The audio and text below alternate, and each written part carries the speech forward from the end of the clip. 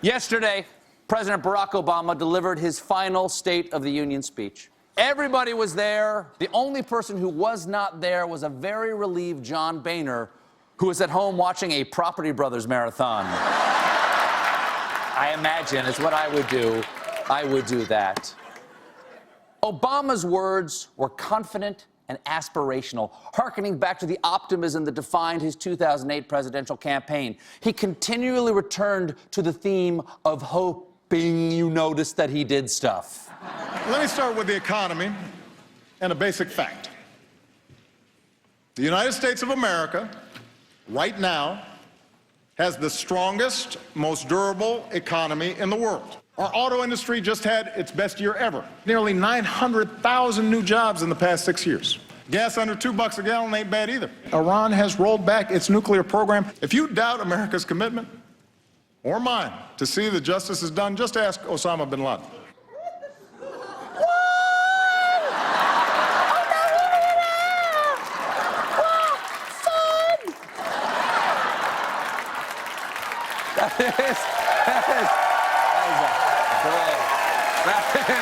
He put him on the table, all in.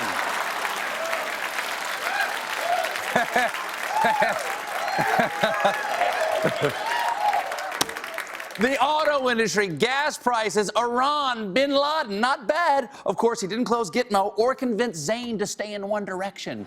Come back, Big Z. We need you.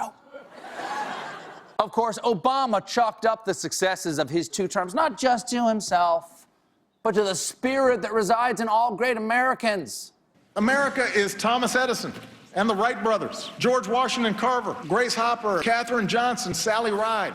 Heavy metal suicide, we didn't start the fire. I got a little misty and the speech was listy and The point is, it's a good song. The point is, the president saw inspirational figures everywhere. America is every immigrant and entrepreneur from Boston to Austin. Yes, Boston to Austin, Green Bay to Santa Fe, Alaska to Nebraska. We didn't start the fire. Can't get it out of your head. You cannot get it out of your head.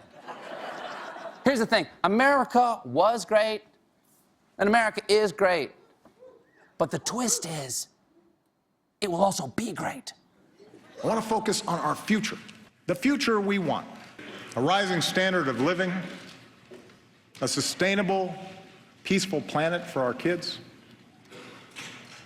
All that is within our reach. But it will only happen if we work together. It will only happen if we can have rational, constructive debates. The future will be missed. Jim, let's have a fond look back on what will never happen now.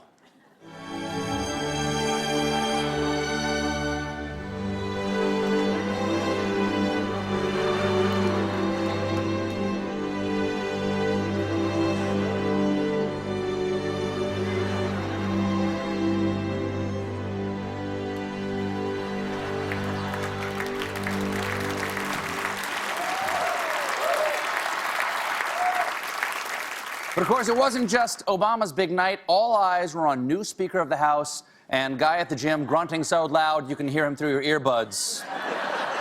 Paul Ryan. This was his first time behind the president. He was determined to get it right. Ryan even told CNN he was practicing his poker face. Of course, Ryan had a tough job. When you're the speaker in the party opposing the president, be you Republican or be you Democrat, you have a duty not to react favorably to anything the president says. Ryan had to appear simultaneously engaged and enraged. I give him credit. He delivered a truly enraging performance. Look at all the things he didn't applaud. We've got to make it easier to vote, not harder. We need to modernize it for the way we live now. Fixing a broken immigration system. Protecting our kids from gun violence. Equal pay for equal work. We reformed our healthcare system and reinvented our energy sector. That's how we delivered more care and benefits to our troops coming home and our veterans.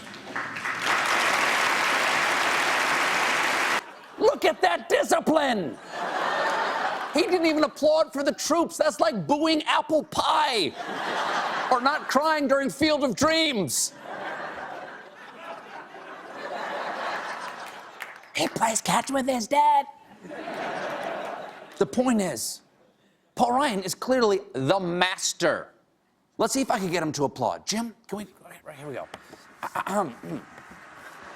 Saving puppies from a burning bus. A guy in a wheelchair makes a half-court basketball shot. An elderly cat finds a forever home. America adds a second Christmas. He is a tough nut. Oh, I know. The first time we see the Millennium Falcon in the new Star Wars.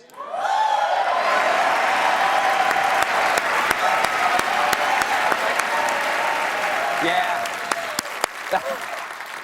That one gets everybody right here. Of course, it was really Obama's night, and in his last State of the Union, the president returned to the unifying theme of all of his speeches: very long pauses. Anyone who watches him knows he tends to take breaks between words for emphasis.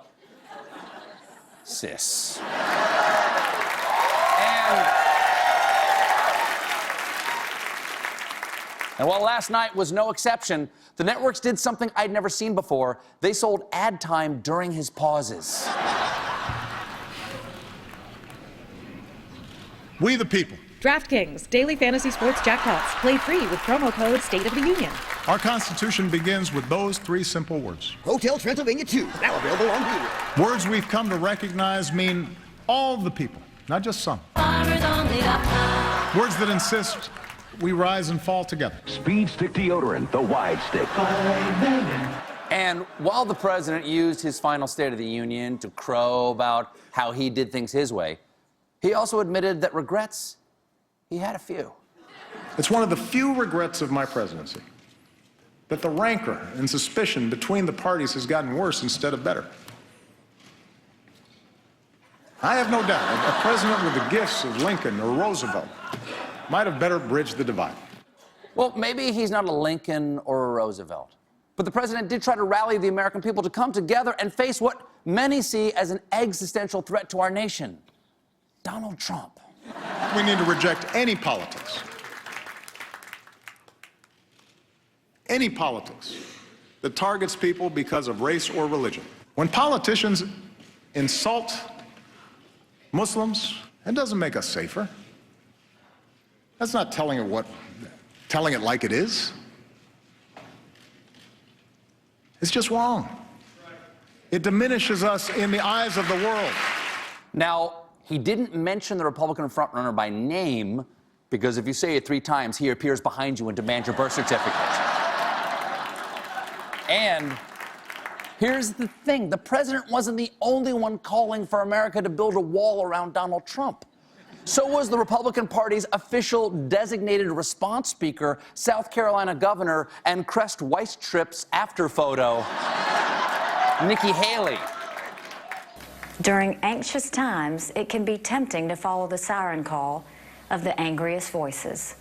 We must resist that temptation. Some people think that you have to be the loudest voice in the room.